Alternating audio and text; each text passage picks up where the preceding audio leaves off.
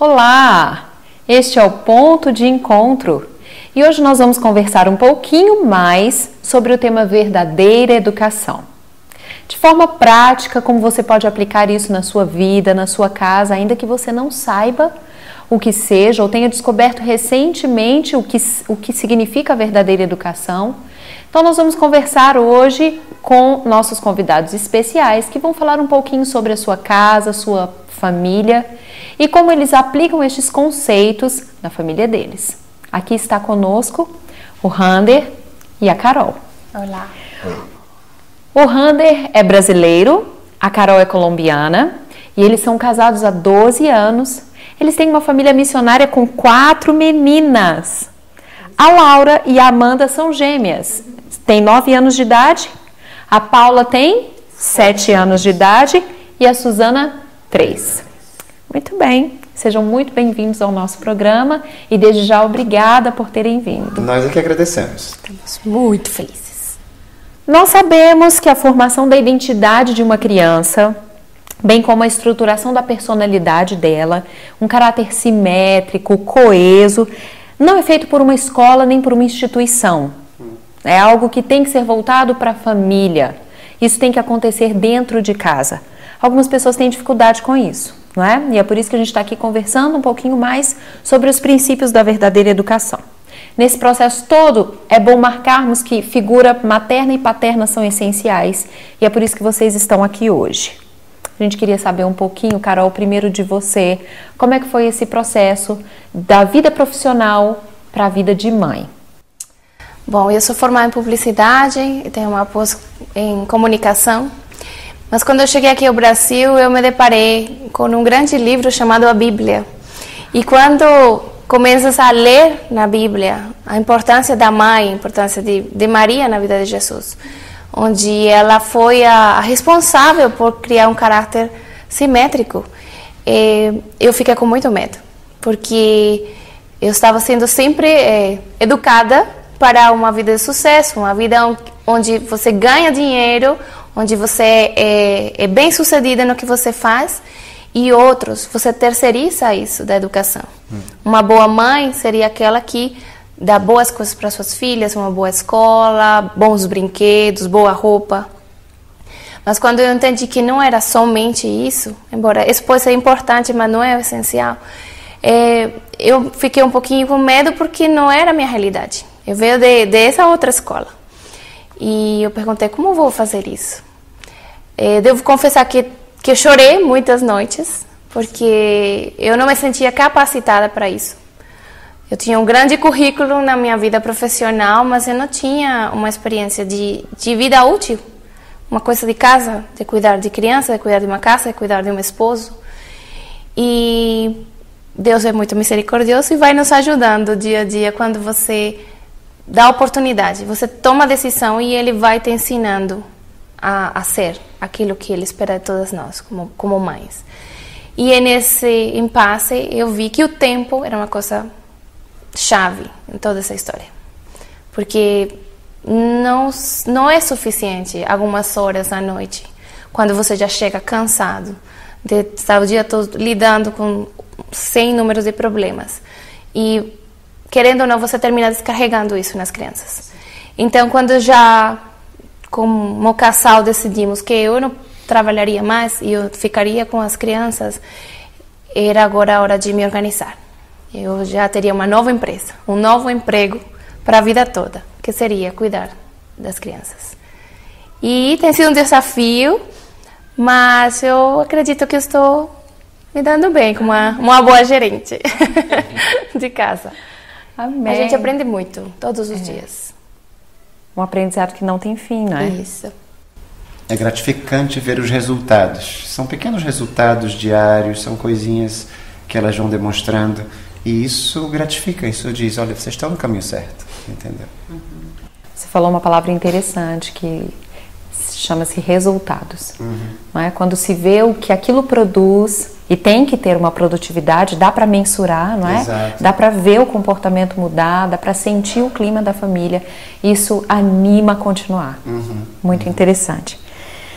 A gente também precisa marcar um ponto importante aqui. na verdadeira educação que nós estamos estudando, algumas pessoas nunca ouviram falar o que é verdadeira educação e talvez estejam descobrindo agora. E é uma confusão comum feita no tema verdadeira educação, que seja o homeschool. Então nós estamos aprendendo aqui que verdadeira educação e homeschool não são coisas idênticas, equivalentes. Podem acontecer de forma independente. É assim mesmo na família de vocês? Não necessariamente você precisa fazer homeschooling ou ensino domiciliar para estar praticando a verdadeira educação. A verdadeira educação pode ocorrer em outros ambientes. A gente entende que o ensino domiciliar ele é mais propício, é um ambiente mais propício para que isso ocorra por diversos fatores. Né? Porque o fator tempo é um deles, né? O fator tempo Você é um deles. está com as crianças o tempo todo, acompanhando esse processo de crescimento. E não só para elas, para a gente também.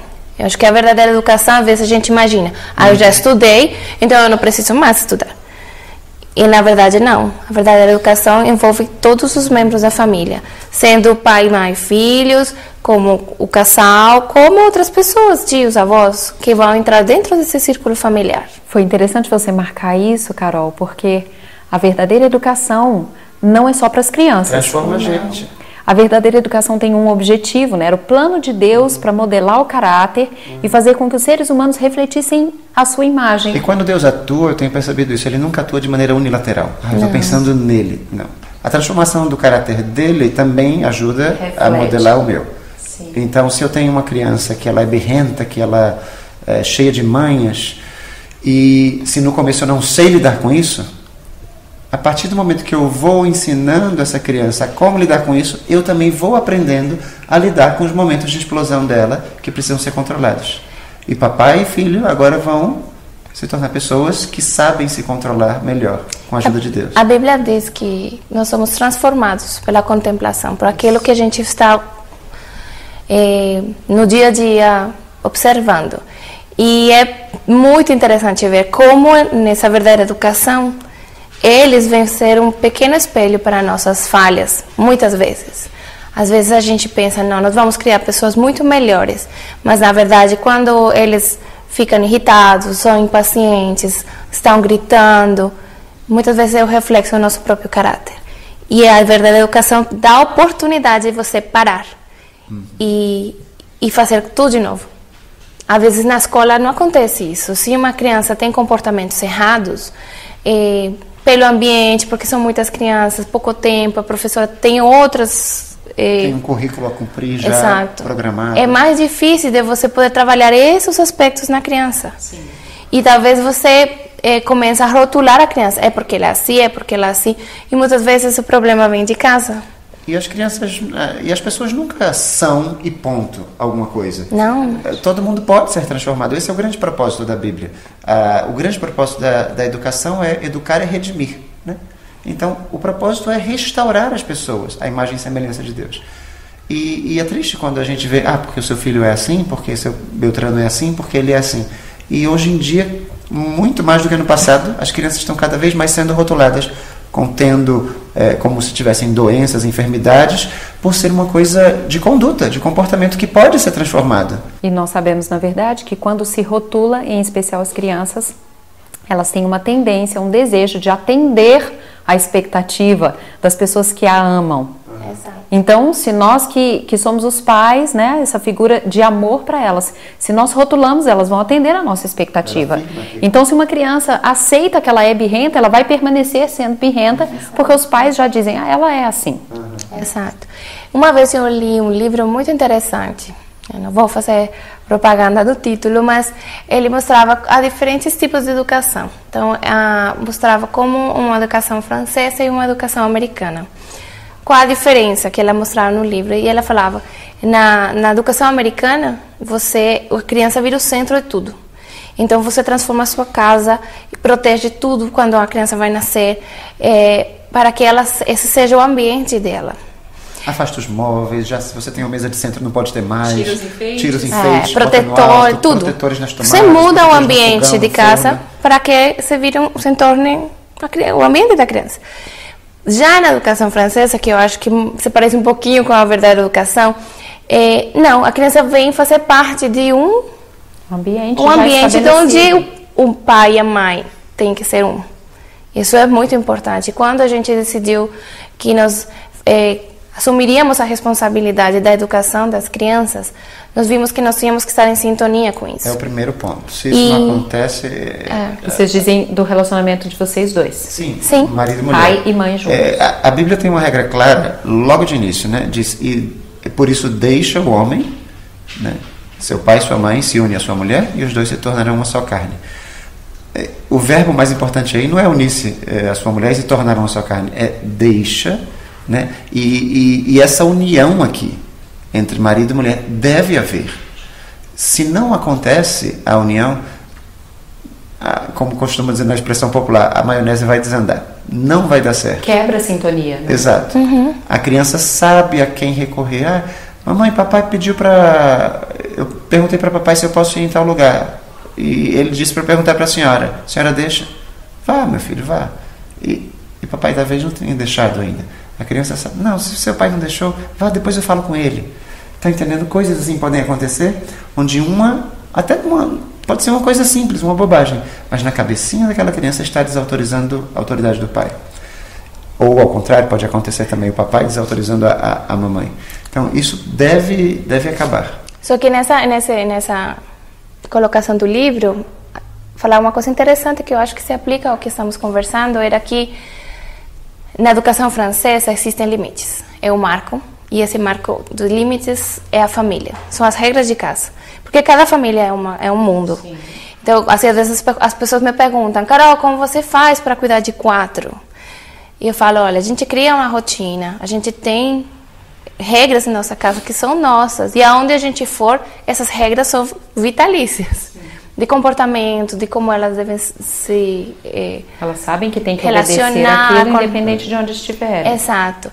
E eu achei interessante que a autora do livro, ela falava, os franceses não têm inconvenientes com as crianças tomando conta da casa, como se fosse só o playground delas. Não. Elas entendem que se tem um adulto, elas têm que esperar para interromper uma conversa. Elas entendem que tem horário para comer. Elas entendem que se tem uma ervilha no prato, porque a mamãe colocou, porque é bom. E eu achei muito interessante, porque a verdadeira educação vai trabalhando na criança isso, de controlar as vontades. O mundo não foi feito... Eu falo muito isso, a gente está na geração Nike. Faça o que te dê vontade. Just do it. E não funciona assim. Por isso a gente vê cada vez mais crianças frustradas e tristes, porque quando em casa se faz tudo o que ela quer, mas lá fora no mundo real não é assim, elas terminam em depressão, na ansiedade, com tudo esse colapso que a gente está vendo na sociedade. A verdadeira educação vem trabalhar isso desde a infância, porque a mãe e o pai estão sempre pertinho dela. Algumas coisinhas práticas. Leis simples de causa e consequência. Se a criança aprende que todo ato vai ter uma consequência, aquilo para ela já firma. Por exemplo, nesse livro que a Carol menciona, tem uma cena onde a moça contrata alguém para colocar protetores no forno. E ele disse, por que a senhora está fazendo isso? Era um vidro temperado na frente, não sei o que, com borracha, bota uma grade, era um monte de coisa. E ela disse, não, para proteger, porque uma criança está engatinhando, vai que ela toca aqui. E ele disse da maneira mais simples possível, era um técnico sem muito estudo acadêmico, ele tinha dito, se ela tocar uma vez, ela vai sentir que está quente e não vai tocar mais. E não é coisa mais lógica? É óbvio que ninguém vai estar expondo as crianças a consequências fatais, mas tocar no vidro quente e tirar, não vai acontecer nada, não vai matar a criança. É uma discriminação, entendeu? De estímulos, ela sabe que ali não pode. Ela sabe que ali não pode tocar, ela já vai entender. Se eu tiro toda e qualquer possibilidade de ela ter consequências, ela vai crescer achando que vive num mundo onde tudo que ela faça não tenha consequências. E a gente está vendo, e não precisa ser muito inteligente, basta dar uma olhada ao nosso redor e a gente vê uma geração inteira, de maneira geral, aprendendo que eu posso fazer o que quiser, eu posso falar o que quiser, eu posso exigir o que eu quiser, não tem consequências para o que eu faça. E tem. Carol tocou num ponto interessante, a verdadeira educação protege a saúde mental das nossas crianças e dos nossos jovens, né? Quando eles têm limites, quando eles são impedidos de fazer tudo o que eles querem, em primeiro lugar eles se sentem amados, tem alguém que se importa com o que eles estão fazendo. E isso muda a concepção dessa criança ou desse adolescente ou desse jovem em relação à família que ele tem, né? É alguém que se importa. A Bíblia diz, não vou lembrar o texto agora, mas quando Deus nos dá a oportunidade de escolha, porque não é um Deus que restringe só porque Ele restringe. Exato. Ele diz, escolhe, aqui tem a vida, o caminho da vida e da morte. Escolhe a vida, não? Para que vivas. E esse é o propósito da verdadeira educação, de você sempre mostrar à criança que sempre tem um melhor caminho, um lado certo da história. E que não precisa ver o lado errado. Que se ele vai escolhendo o que é certo, ele vai ser feliz, ele vai ser uma criança tranquila, uma criança que não vai ter os problemas que as outras crianças têm. Possivelmente protegido daquilo que são rotulados também, né, definidos como doenças mentais. Apesar de ser diferente do padrão da sociedade onde eles estão inseridos, ainda assim, o que eles estão fazendo dentro de casa, o que mamãe e papai estão ensinando, é para o bem deles. E à medida que eles vão crescendo, esse diálogo pais e filhos é importante. Fazer com que eles racionalizem. Olha, a regra que papai colocou aqui dentro de casa, faz sentido? Não fica melhor você comer nesse horário e depois ir brincar nesse horário? Já pensou se ninguém tivesse horário? Como é que a gente ia sentar junto para conversar? Hoje de manhã a Paulinha estava brincando um jogo de tabuleiro e era um jogo emprestado e ela ficou, mãe, como brinco? Eu falei, não sei. E aí ela suspirou e disse, ai mãe, seria mais fácil se tivesse as instruções, se tivesse as regras escritas. Brincar sem regras é difícil. Brincar sem regras é difícil. E é muito interessante. A gente uma vez estava... E é interessante especificamente na Paulinha, porque ela era a menina que não gostava de regras. A menina do contra, entendeu? E hoje ela disse de maneira natural, brincar sem regras é difícil. Há pouco tempo atrás, eu queria que ela dissesse isso também, sabe? Paulinha teria dito outra coisa, completamente diferente. O que ela não gostava, ela gosta de ser, sem querer rotular, a gente não tenta dizer isso para ela, mas ela costumava ser a do contra, onde todo mundo aceitava, acho que deveria ser bem assim. A gente suspirava, tinha que ser a Paulinha. Mas agora ela já está entendendo. Hoje a gente teve um resultado. Tivemos uma grande vitória, parece uma pequena coisa, mas é uma grande vitória vindo da criança. E na verdadeira educação, vocês então entrariam aí para dizer para ela, viu, como é bom, tem regras para viver, como as regras nos conduzem. Muitas vezes que tu tocaste o tema da diferença do homeschooling e a verdadeira educação, muitas vezes as pessoas falam, bom, mas se a criança fica o tempo todo em casa, como é a sociabilização? Sim. E a gente escuta isso muito, mas a gente vê no nosso dia a dia que quando elas têm que conviver, irmã de 9, com irmã de 3, com papai de 30, e não vou falar. 39. A gente vê que para elas é mais fácil lidar com diferentes homem, mulher, criança pequena. Aconteceu uma vez, por exemplo, para te dar um exemplo da verdadeira educação. Só interrompendo com você. E essa variação de faixas etárias não são só faixas etárias no contexto onde a gente está inserido, de contexto religioso, que a gente faz trabalho missionário, temos diferenciação de classes sociais também. Então, ela visita favelas, ela às vezes está na casa de pessoas muito ricas, que às vezes nos chamam para fazer uma palestra, um evento. Então, ela passa a estar inserida em diferentes meios e ainda assim ela sabe lidar com isso. Ela não é o bicho do mato em uma situação ou em outra atípica. Ela sabe conviver. São seres humanos, independente da classe social, independente da faixa etária. Essas dificuldades às vezes acontecem em outros ambientes. Se a criança está exposta 7 horas por dia, somente aquela faixa etária, se até no intervalo, o recreio, como a gente costuma dizer, somente aquela faixa etária está envolvida ali, está ao redor dela, ela vai ter mais dificuldades. Isso é natural. Se a gente pensa com lógica, é mais natural. Ela vai ter mais dificuldade de ter facilidade de sociabilização com pessoas de diferentes classes sociais e de diferentes faixas etárias. Isso aconteceu. A gente tem um horário para elas brincarem, o tempo livre. Então, elas mesmas escolheram, mãe, a gente vai ter um horário em casa, onde a gente vai brincar nossas brincadeiras como irmãs, e algumas gostam de ler, cada uma faz a sua atividade favorita. Mas depois tem um tempo de recreação ao ar livre. Então, elas sempre escolhem brincar com seus amigos, os vizinhos. Só que tem crianças de 11, de 12, de 4.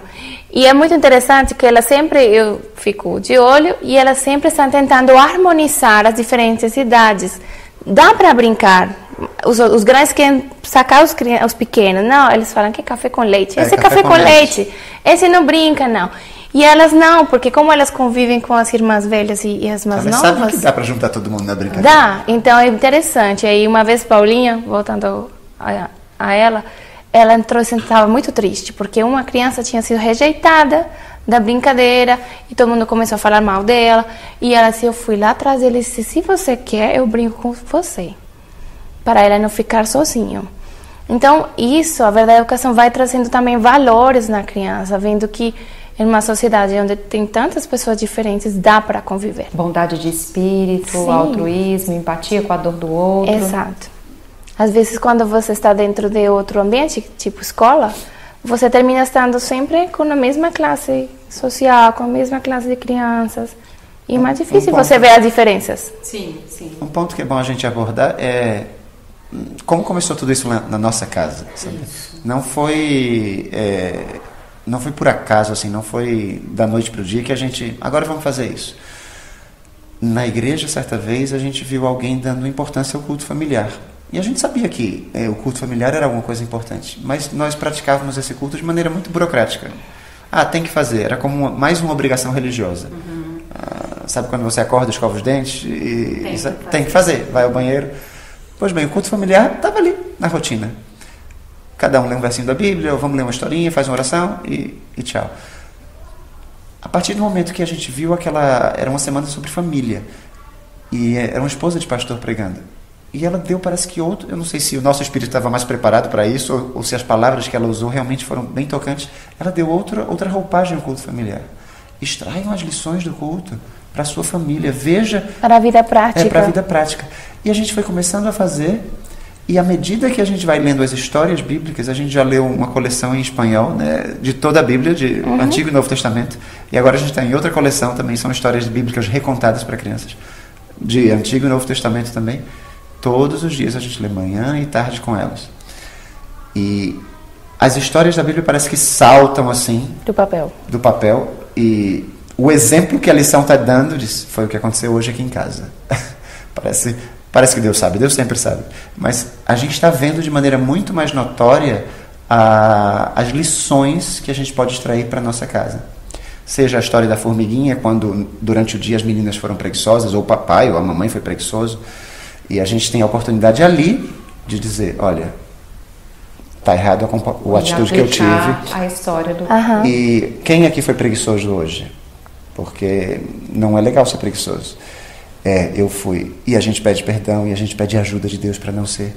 E não é um sermão, não é um dedo em riste. É uma história bíblica que apresenta um valor e a gente reconhece. Eu fui assim. E eu não tenho que ser assim. Senhor me ajuda, papai me ajuda, mamãe me ajuda. E o culto familiar é que tem propiciado que a verdadeira educação se firme cada dia mais em nosso lar. Muitas vezes até esse culto, essa história, a palavra de Deus na manhã, vem a nortear o que vai acontecer durante o dia. Muitas vezes a gente vê a história da viúva. A viúva que deu só 1 ou 2 moedinhas, que não tinha nada. E aí a lição diz, olha, qual a importância de você visitar os órfãos, as viúvas. E aí, pronto, por que hoje não vamos fazer isso na prática? Vamos sair hoje, vamos juntar um pouco de roupa que a gente tem e vamos visitar alguma criança aqui que a gente foi interessante, sabe. A gente estava no período de reforma da igreja. Foi. E as coisas não são coincidências, são providências. Justamente no período de reforma da igreja, nós caímos na história de Neemias com a reconstrução do templo. E eu estou como diretor da igreja e todas as coisas saltavam aos olhos, as crianças olhavam para mim, tá vendo, papai? Vai dar certo a reforma, porque não tinha iniciado ainda a reforma. A gente estava juntando dinheiro, será que vai dar, será que não vai dar? Aquela insegurança, aquela incerteza, vai dar, papai. Elas estavam acreditando na Bíblia, né? Sim. Vai dar. E tinha que dar, né? E deu. Em 3 meses a gente terminou. Menos de 3 meses terminamos. E deve ter sido uma experiência super positiva para elas, né? Verem a Bíblia relatar aquilo, ver acontecer na prática. Elas já trabalhavam as suas ofertas, o dinheirinho que a gente junta. A gente em casa às vezes faz atividades bônus, que eu chamo. Uma atividade de alimentar o cachorro 1 semana, dar o banho, algumas responsabilidades nas quais eu meio que gratifico com 2, 3 reais. E elas iam juntando. E nesse período do templo, elas tudo colocaram nas ofertas para a construção.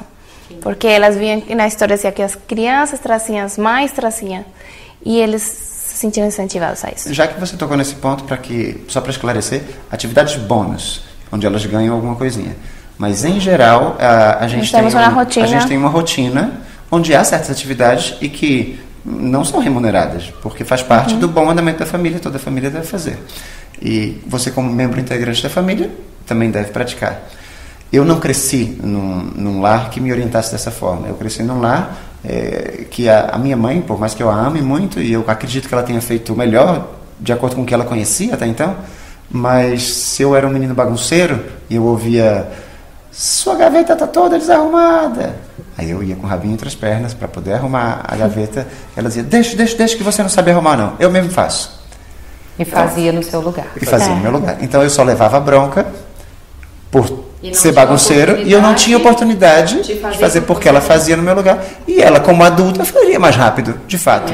E na verdade a educação não funciona assim. Não funciona assim. Nós temos que parar, a gente tem que ensinar. E dar oportunidade à criança ou ao jovem de fazer aquilo que ele São duas coisas. não fez. Eu tive um gerente no banco onde eu trabalhei que eu disse: esse rapaz, pensando bem, entende da verdadeira educação, pelo menos nesse prisma. Ele me colocava do lado dele e me ensinava: Randy, assim funciona o sistema. E depois ele trocava de cadeira comigo e ele disse: agora faça, e eu estou olhando.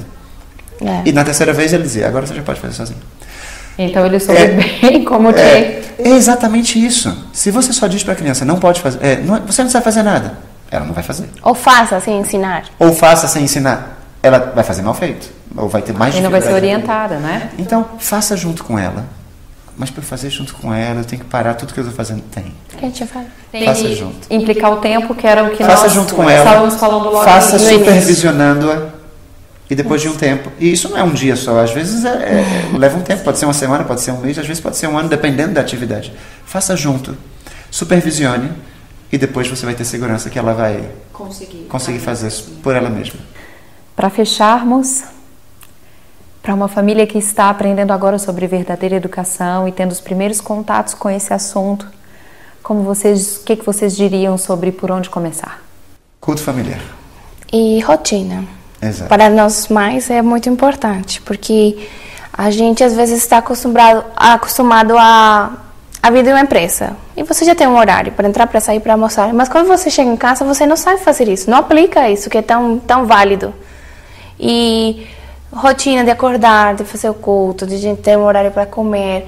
As atividades diárias todas são compartilhadas. A gente não exime a criança da responsabilidade de seu quarto, de cuidar de uma mascote, como eu falei, do cachorro. Então, esse dia a dia, a gente sempre diz: comida, culto e sono. Porque é muito importante, as crianças precisam dormir. Isso tem que ter horário. Toda família, todo mundo acorda, toma banho, come e dorme. Isso é básico em toda a família. Se essas coisas que são rotineiras, são fixas em toda a família, se a gente conseguisse ter um horário para ela, a criança teria pouquíssima dificuldade de sair disso aí. A gente sabe que o organismo, ele gira em torno do horário, né? Ele não sabe se é meia-noite ou meio-dia, mas ele sabe o que vai acontecer, né? Quando está próximo do horário de comer, a barriga ronca.